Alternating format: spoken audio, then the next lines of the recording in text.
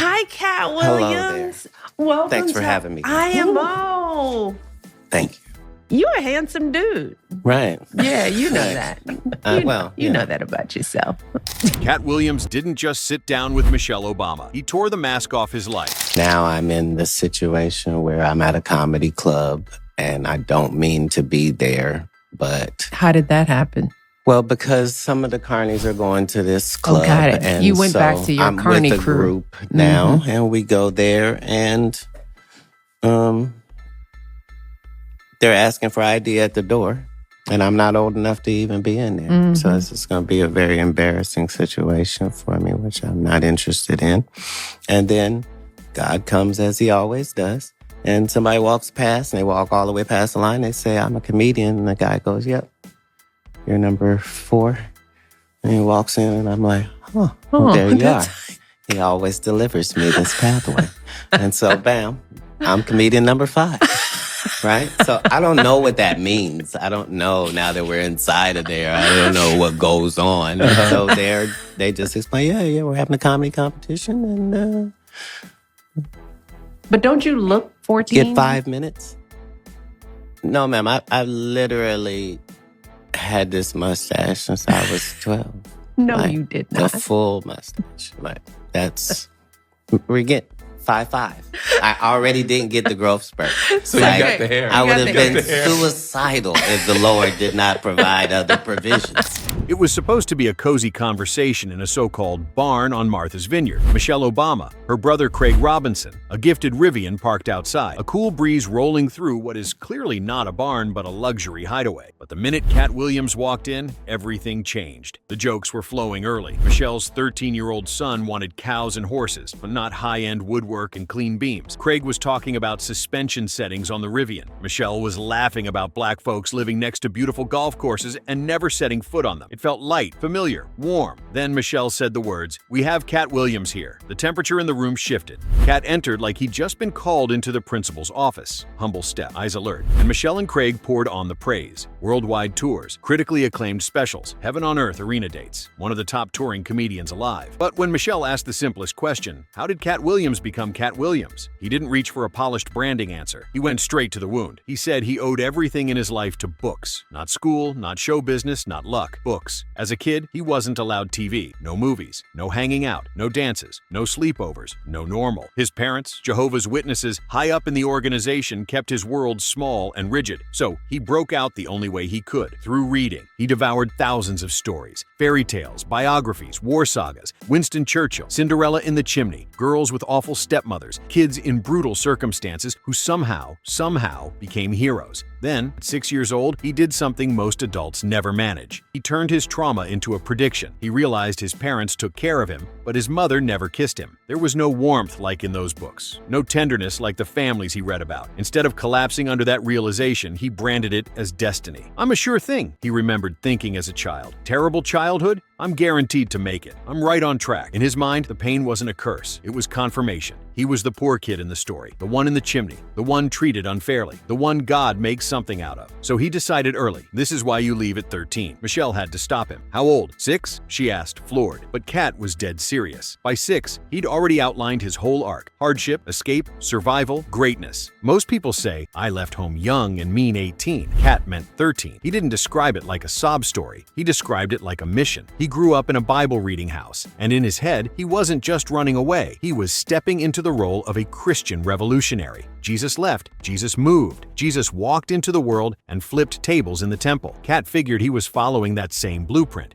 So he packed a full suitcase, grabbed his Rottweiler puppy, and walked into a truck stop with about $1,200 he'd earned cutting grass in the summer and shoveling snow in the winter. 60 clients, his own lawnmower and shovels, a tiny entrepreneur funding his escape. He scanned license plates, not for safety, but for weather. He wanted warm. He wanted far. He wanted out. He was hoping for Los Angeles. Someone heading to Miami said yes. Just like that, a 13-year-old boy in dress clothes and a full mustache, because that's all his parents let him wear, was in the back of a truck heading to a city he didn't know, with a dog he couldn't really afford to keep, and a belief that God had written this chapter himself. What he found in Miami wasn't a glamorous runaway fantasy. It was a park in Coconut Grove, a homeless encampment with its own hierarchy, its own leader, its own unwritten laws. On day one, he did something so insane Michelle practically couldn't believe it. He went out and bought a brand new mattress and had it delivered to the park. No tent, no car. A mattress in the open air. He slept there, under the sky, wearing dress slacks and white shirts, because that's all he owned. And every day, he crossed the street to the library and read for 8 hours. Books weren't an escape anymore. They were training manuals. Then came the revelation that changed his relationship with drugs forever. The people around him weren't stereotypes. They were former doctors, lawyers, nurses, accountants, real professionals whose lives had been obliterated by addiction. This wasn't the glamorous party version of drugs. This was the final stage. Lives destroyed, families gone, futures erased, sleeping outside with no way back. So, when people wonder why Katt Williams has never been drawn to drugs, he doesn't quote a slogan. He just points back to Miami. "I've never seen anybody having fun," he essentially says. "I only met people whose lives were ruined. And the dog? The Rottweiler that 13-year-old Katt insisted on bringing into homelessness? Once he understood how brutal this life was going to be, he realized he couldn't subject the puppy to it. So he sold the dog, a beautiful purebred, to a good home. The money helped him survive. You see," he said, "that's why God let me bring him." For Katt, even mistakes had a hidden purpose. Even bad decisions became provision. In his mind, leaving home would trigger a crisis. A missing child alert, his name in the papers, grandparents in tears, cousins searching. After all, he came from a giant family in Dayton, 101 first cousins, both sets of grandparents, a whole community. Instead, his parents moved out of the city the day after he left. No search, no sirens, no milk carton. 3 years later, walking on the shoulder of a Florida highway, he thought a car full of women was pulling over because he was, in his words, just that good looking. It wasn't fans. It was his parents and brothers. No dramatic movie scene, no screaming reunion, just a quiet pickup. They convinced him to come with them. Next stop, Haiti. They moved there for missionary work, and suddenly this runaway American teenager was in one of the poorest countries in the Western Hemisphere. All the signs were in French. The people spoke Creole, a language not in any of his books. So what did he do? He taught himself both. For a year and a half, he was the only person in his family who could read French and speak Creole. He translated. He guided. He walked from village to village with pockets full of salt because he discovered that Haiti had a devastating rate of babies dying from dehydration. He taught mothers how to mix salt and water properly to save their children. He even brought new ideas for irrigation to the area they were in, simply because he was from Ohio and could see the distance between the water source and the village differently. He called it magnificent, an adventure, not punishment, not exile. Another chapter in a wild story that kept training him in ways no school ever could. Back in the States, the pattern continued. God, chaos, opportunity. He fell into door-to-door sales, books, magazines, then cleaning products. Every knock was a test. Different races, different income level, different energy at every doorstep. He had to break the ice, be funny, calm fears, read the room, and close a sale. That's stand-up without the mic. Then came one of the most shocking twists he shared on Michelle's show. He knocked on the door of 5 sex workers whose pimp had just been murdered.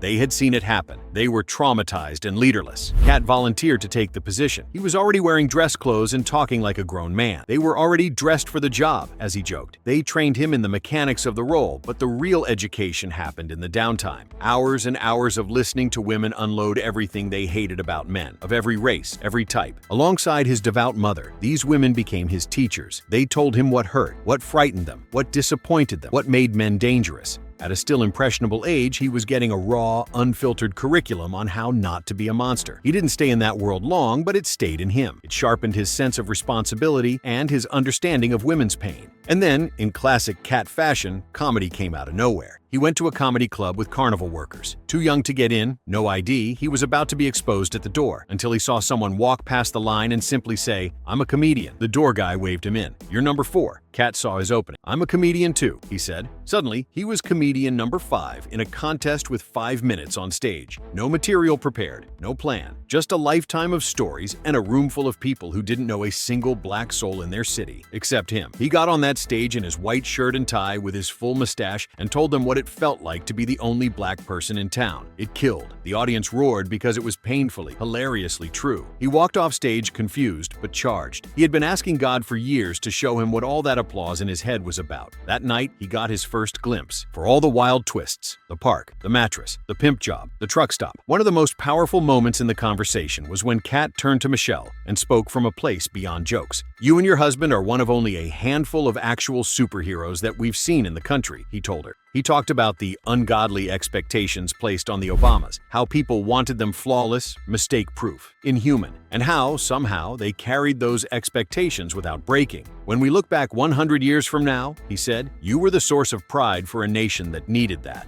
Michelle was visibly moved. The man who's made a career roasting everybody suddenly bowed his head to her legacy with absolute sincerity. The shock didn't stop there. Katt revealed he'd adopted the siblings of his biological son when their mother's addiction led to her kids being sent to an orphanage. He was making less than $25,000 a year. Most people would have said, "I can't afford this." He heard something else. If God was asking him to raise those kids, God would have to provide the millions it would take to do it. So he said yes. He thought he'd be a bachelor superstar. Instead, he became a full-time dad, cooking, cleaning, doing laundry, waking kids up for school. He joked he'd become the wife, but underneath the humor was a clear truth. He chose family over fantasy. He also shared the deepest cut of his life, losing a child. He didn't glamorize it. He didn't spin it. He called it the worst thing that could happen to you on this earth. "You don't recover," he said. "It doesn't get better, it gets worse." And yet, even there, he found a way to keep loving, especially through raising a child with special needs. He called autistic people legitimate angels, pointing out how they simply don't know how to be jealous or conniving, the very traits that poison so many so-called normal people. Now he lives on a 100-plus acre farm, 100 ducks, 100 geese, cows, pigs, goats, sheep, animals you never see, building what he calls heaven on earth. Not just a tour name, a real-life philosophy. Whatever you think paradise will look like later, start building a version of it now. When Michelle asked for advice for young artists, he didn't talk agents, managers,